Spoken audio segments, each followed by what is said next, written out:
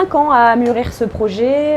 Donc au départ, j'avais envie d'ouvrir un restaurant plutôt traditionnel avec du service à table, des produits bio et locaux. Oui, j'étais déjà sensible à ça, mais pas autant qu'aujourd'hui. J'ai peaufiné mon projet. Donc avec cette problématique zéro déchet qui est arrivée, plus comme un défi personnel supplémentaire. Le concept de base, donc c'est une cuisine végétarienne qui en plus pour moi est une cuisine vraiment créative, pleine de saveurs, de goûts. Je travaille essentiellement avec des produits locaux. Le bio, pareil, pour moi c'est une évidence aussi. Je ne me vois pas faire une cuisine de qualité avec des produits locaux qui ne soient pas bio. Donc je mets un point d'honneur à ce que mes produits soient 100% bio.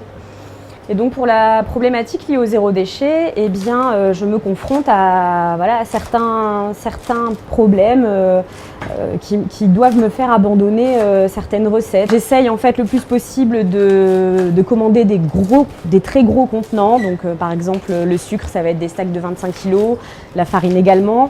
Mais sur des céréales ou des légumineuses, ça va être des sacs de 5 kg en papier dans le meilleur des cas. Et sinon, mauvaise surprise, en plastique. Et là, quelque part, il faut bien qu'à un moment donné, ça soit emballé dans quelque chose. Et donc, c'est à nous, consommateurs, en fait, et à nous, restaurateurs, de contacter le fournisseur, de dire moi, ça ne me convient pas que ça soit emballé dans du plastique. Est-ce que vous pouvez faire quelque chose ? Et donc quand on travaille en direct, il faut travailler le plus possible en direct, comme avec Émile de Entrée d'Union. Je fais le lien entre des petits producteurs qui s'inscrivent dans une démarche d'agriculture durable et de qualité, et des restaurants, des commerces de bouche de la métropole lilloise.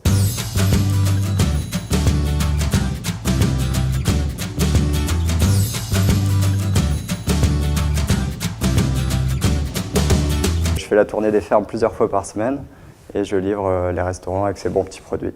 Lui, il s'arrange pour mettre ses lentilles dans des boîtes consignées et non pas dans des sachets plastiques. Elle était dans une démarche de zéro déchet, donc elle voulait qu'on puisse la livrer sans que ça génère de déchets, puisqu'elle a la même approche avec ses clients. Et donc c'était pouvoir livrer avec des caisses qui puissent être consignées et évidemment le minimum de plastique, voire zéro déchet. À la fois les producteurs et les clients finaux sont dans cette recherche. Puis il y a des associations comme Zero Waste Lille qui font vraiment un vrai travail de fond pour sensibiliser le grand public.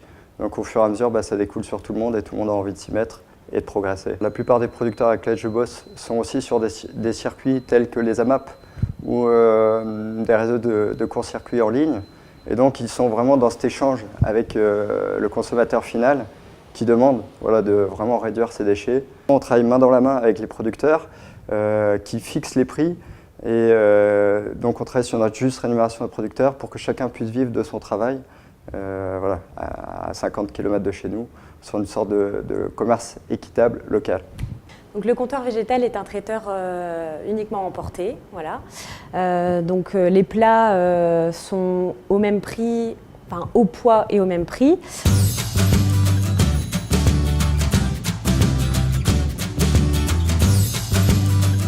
Donc, dès l'ouverture, je suis venue pour tester.